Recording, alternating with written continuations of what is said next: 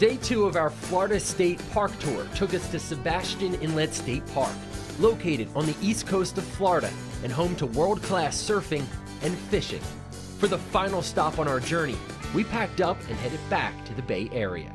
The Hillsborough River is nearly 60 miles long and runs right next to downtown Tampa. But a couple miles up the river, the scenery changes drastically.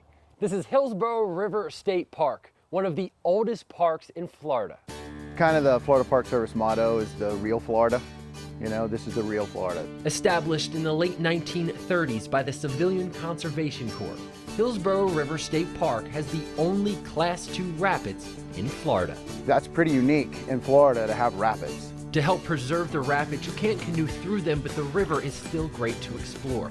So practicing the buddy system, I convinced our producer Mike to hop into a canoe to see what we could find.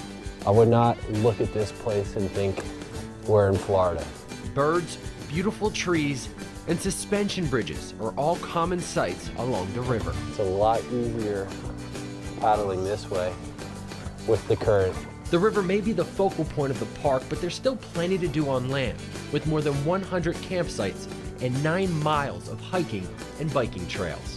A lot of people, when we survey them, they just want to come out and do nothing. You know, they just want to see the wildlife and kind of get away from the other end of the Hillsborough River, downtown. For all you history buffs, there's the Fort Foster Historic Site, a replica of a fort used during the Second Seminole War, built on the actual grounds of the original Fort Foster. It was one of the costliest of all the Indian wars in America, and it was from the Seminole tribe, who still to this day remain the only entity to kind of face the U.S. government and never surrender and never be defeated.